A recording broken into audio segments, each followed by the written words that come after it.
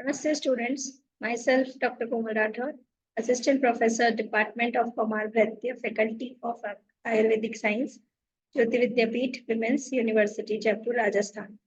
Students, हमने anaemia के बारे में पढ़ा था प्रीवियस क्लासेस में। उसके बाद उस प्रीवियस सेशन के अंदर एनीमिया का जनरल इंट्रोडक्शन, एनीमिया के टाइप्स, उसके sign and symptoms and investigation के बारे में हमने पढ़ा था। उसके बाद उसके सेकेंड पार्ट के अंदर हमने आयरन डेफिशिएंसी एनीमिया के बारे में पढ़ा, फिर मेगैलोब्लास्टिक एनीमिया के बारे में डिटेल में पढ़ा और उसके साइन एंड सिम्टम्स और मैनेजमेंट को जाना। अब हम इसके नेक्स्ट सेशन के अंदर हम एनीमिया के टाइप्स पढ़ रहे हैं, जिसके अंदर आज हम पढ़ेंगे एप्लास्टिक एनीमिया के बारे में। सो एप्लास्टिक एनीमिया क्या होता है इसके बारे में जानते हैं। Aplastic anaemia is a rare and serious disorder in which bone marrow stop making enough new blood cells. This is because the bone marrow stem cells are damaged. The disorder tends to get worsen over time unless it is forced to find and treated. So resulting is pancytopenia. Pancytopenia means insufficient number of RBC, WBC and platelets. So aplastic anemia जो है वो एक serious blood disorder के अंदर count होता है, जिसके अंदर हमारी ब्लड के अंदर जो बोन मैरोज होती हैं वो ब्लड सेल्स की जो प्रीवियस जो उनका जो प्रीकर्सर्स जो सेल्स होती है उनको बनाना बंद कर देती है। तो अगर बोन मैरो अगर ये चीज स्टॉप कर देती है तो एप्लास्टिक एनीमिया जो है वो हो जाता है। इसके अंदर हमारी बोन मैरो की स्टेम सेल्स जो है वो डैमेज हो जाती है और ये damage stem cells new blood cells के प्रीकर्सर्स को बनाना बंद कर देगी और फिर एप्लास्टिक एनीमिया के सिम्टम्स जो है वो दिखाई देते हैं और ये सिम्टम्स जो है वो टाइम के अकॉर्डिंग और भी ज्यादा वर्सन होते जाते हैं। तो इसीलिए इसका तुरंत ही इसके कॉजेस का पता लगाकर उसको ट्रीट करना बहुत जरूरी है। सो एप्लास्टिक एनीमिया का एक इम्पॉर्टेंट सिम्टम्स ये है कि बॉडी के अंदर पैनसाइटोपिनिया मिलता है और पैनसाइटोपिनिया जो है उसका मतलब होता है आरबीसी, डब्ल्यूबीसी और प्लेटलेट्स तीनों का ही जो नंबर है वो बहुत ज्यादा, मतलब जो उसकी जो नॉर्मल रेंज है उससे भी कम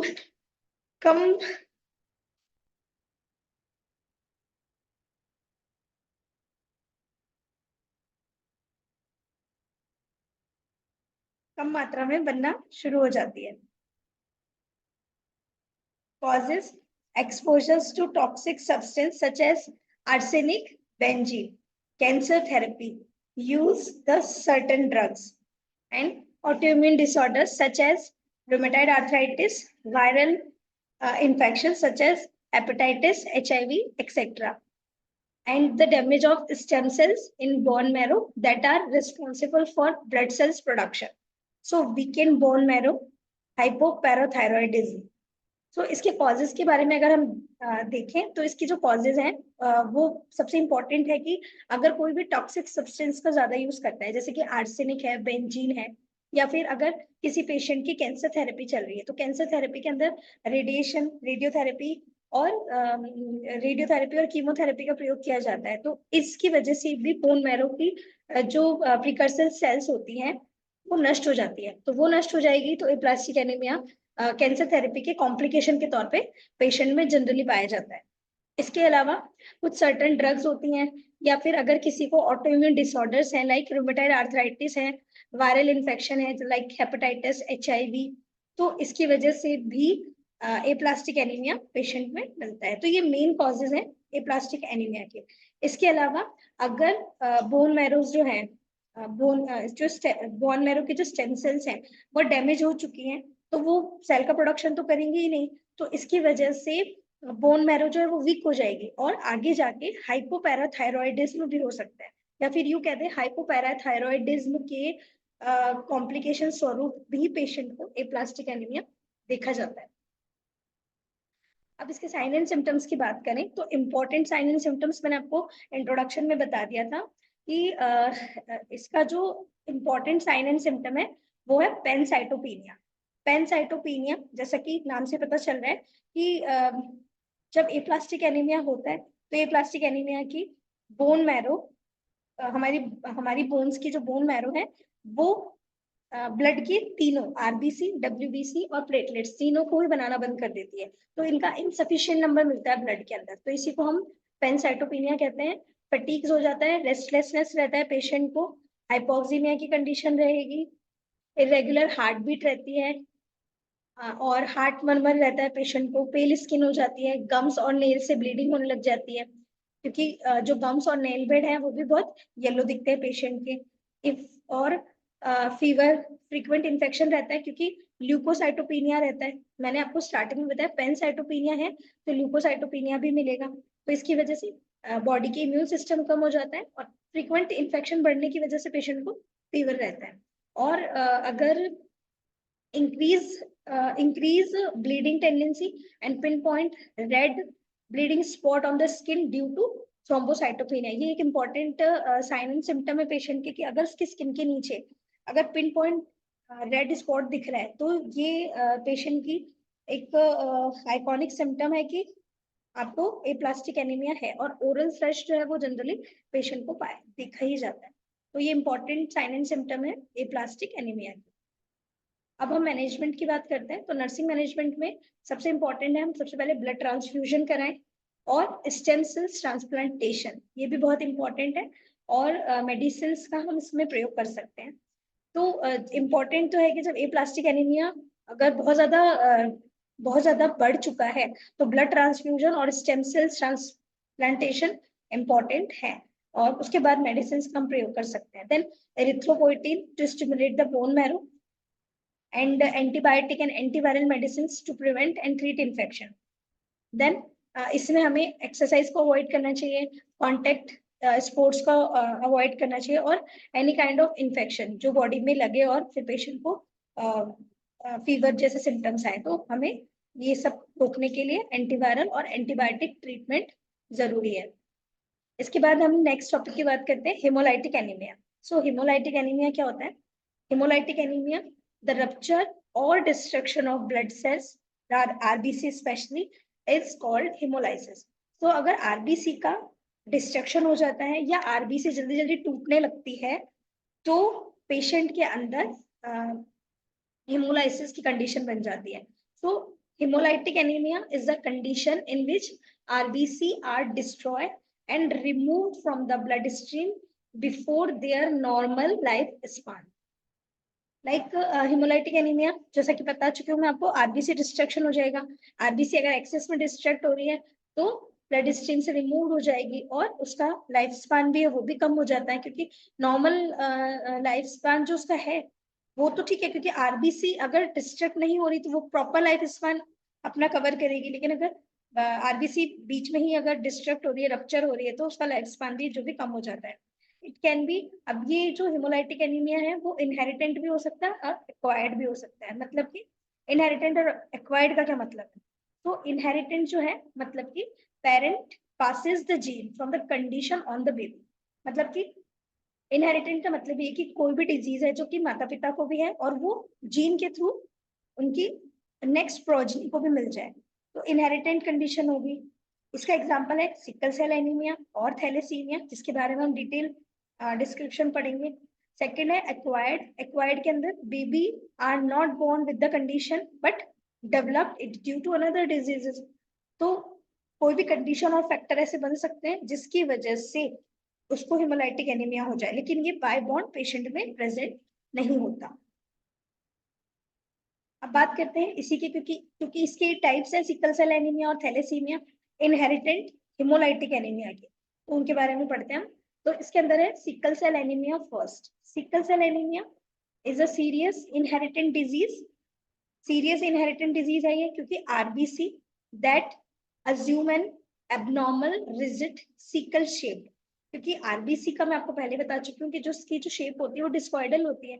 अगर इसकी जो शेप है वो एबनॉर्मल हो जाए और रिजिड है, सिकल शेप में हो जाए, सिकल यानी सी के आकार की ऐसे हो जाए, तो अब क्या होगा? ये सीकलिंग जो है, ये जो ऐसा शेप जो उसका हो गया वो डिक्रीज करता है cell flexibility and result in a risk of various complications. So the sickling occur because of mutation in hemoglobin gene. तो अब क्या होता है कि ये जो सीकलिंग है ये जो इसमें म्यूटेशन हो जाता है इसकी हीमोग्लोबिन जीन में। फिर आगे क्या होगा, sickle sales contain abnormal haemoglobin. अब क्योंकि ये जो आरबीसी है जो सिकल सेल हो गई है इसके अंदर हीमोग्लोबिन भी एबनॉर्मल रहेगा। और ये सिकल हीमोग्लोबिन जिसको हम हीमोग्लोबिन एस कहते हैं, ये क्या करता है, causes the cell to develop a sickle और क्रिसेंट शेप। तो ये जब हीमोग्लोबिन ही ऐसा बनेगा तो आरबीसी को भी ये इसी शेप का कर देगा। Sickle cells are stiff and sticky. They tends to block blood flow in the blood vessels to the limb or organ. Blocked blood flow can cause pain and organ damage. It can also raise the risk of infection. मतलब जब ये sickle cell shape की जो RBC हो जाएगी तो ये क्या करेगी, ब्लड फ्लो के अंदर वेसल्स के अंदर चिपकेगी। अब ये लिम्स में भी, किसी भी लिम्स की आर्टरी में ब्लॉक हो सकता है, किसी ऑर्गन में जाके ये स्टक हो सकती है। तो वहां पे स्टक होने की वजह से क्या करेगी, ब्लड फ्लो रुक जाएगा और फिर उससे पेन होगा और ऑर्गन का डैमेज हो जाएगा। So that can also raise the risk of infection. तो इससे क्या होगा, इन्फेक्शन का रिस्क बढ़ता जाएगा। देखिए ये सिकल नॉर्मल सेल है लेकिन नीचे वाली सिकल सेल है, तो अब ये क्या करेगी, अंदर जाके स्टक हो जाती है, एक के ऊपर एक भी जम सकती है और किसी ऑर्गन में या किसी की आर्टरी में जाके भी ऑब्स्ट्रक्शन कॉज कर सकती है। तो इसकी वजह से सिकल सेल एनीमिया होगा। अब इसके साइन एंड सिम्टम्स की बात करते हैं। So the most common symptoms of anaemia mean sickle cell anaemia is fatigue. Patient fatigue की कंडीशन में रहेगा। Other sign and symptoms of anaemia include shortness of breath, मतलब उसको ब्रीदिंग में दिक्कत होगी। डिजीनेस, जो कि नॉर्मल एनीमिया के जो लक्षण है वही है, shortness of breath, dizziness, headache, coldness of the hand and feet, paler than normal skin और म्यूकस मेम्ब्रेन, और जॉन्डिस। जॉन्डिस भी जो है मेन कॉज है एनीमिया का। इसके अलावा अब हम नर्सिंग मैनेजमेंट की बात करें कि हमें क्या क्या इसमें क्योर करना चाहिए, क्या क्या ट्रीटमेंट करना चाहिए सिकल सेल एनीमिया के अंदर। क्योंकि वैसे तो ये इनहेरिटेड डिजीज है, इसको आयुर्वेद के अकॉर्डिंग तो क्योर नहीं करना चाहिए, बट फिर भी इसका सिम्टोमेटिक ट्रीटमेंट में बताया गया है। The goal of treatment is to manage and control symptoms and to limit the number of crises. People with sickle cell disease need ongoing treatment even when not have a crisis. People with this condition should take folic acid supplement, and folic acids help make new red blood cells, and blood transfusion may also give regular to prevent stroke. And if any kind of fatigue or pain, so you should take pain medicine, and plenty of fruits we have to take. And next क्योंकि इससे infection भी होता है तो antibiotics का प्रयोग कर सकते हैं। So antibiotics which help prevent bacterial infection that are common in childrens with sickle cell disease, and medicine that reduce the amount of iron in the body. People with sickle cell disease should have the following vaccination to lower the risk of infection. तो अब हम इसमें क्या क्या कर सकते हैं, Haemophilus influenza vaccine का प्रयोग कर सकते हैं, न्यूमोकोकल कॉन्जुगेटेड वैक्सीन पीसीवी का प्रयोग कर सकते हैं, एंड न्यूमोकोकल पॉलीसेकेराइड वैक्सीन का प्रयोग कर सकते हैं। सो ये जो कुछ जो वैक्सीन बता रखी है जो कि हमारे शरीर के अंदर इन्फेक्शन को कम करेगी। क्योंकि ठीक है इनहेरिटेंट डिजीज तो है लेकिन अगर किसी प्रकार का इन्फेक्शन भी अगर बॉडी के अंदर चला जाएगा तो इस डिजीज को और भी ज्यादा बढ़ा सकता है। तो इसके अंदर हमें ये हीमोफिलस इन्फ्लुएंजा वैक्सीन और pneumococcal conjugated vaccine and pneumococcal polysaccharide vaccine का प्रयोग करना चाहिए। एंड अदर मैनेजमेंट में कॉज एंड सिवियरिटी के अकॉर्डिंग हमें उसे सप्लीमेंट्स देने चाहिए, जैसे कि आयरन सप्लीमेंट्स, जैसा कि मैंने आपको बता रखा है आयरन सप्लीमेंट्स देंगे तो न्यू आरबीसी का निर्माण होगा। न्यू आरबीसी का निर्माण होगा तो जो सिकल शेप की जो आरबीसी है वो रिमूव होगी और न्यू आरबीसी फॉर्म होगी और न्यू आरबीसी के अंदर न्यू हीमोग्लोबिन भी रहेगा। तो इसकी वजह से क्या होता है कि iron supplement sickle cell anaemia में यूज करना चाहिए। और इन्वेस्टिगेशन हम करवाएंगे तो हमें ये पता चलेगा कि बॉडी के अंदर किस रेशो में ब्लड इंडिसेस कम हो रही है या किस रेशो के अंदर आरबीसी न्यू फॉर्म हो रही है या नहीं हो रही है। ब्लड इंडिसेस से हमें एमसीवी, एमसीएचसी और एमसीएच के थ्रू हमें अब ये पता चलता है कि आरबीसी न्यू स्ट्रक्चर में बन भी रही है या फिर वही स्ट्रक्चर है, ठीक है, और आरबीसी में हीमोग्लोबिन कितना है, तो हमें इन्वेस्टिगेशंस भी कॉज और सीवियरिटी को देखते हुए करना चाहिए नया।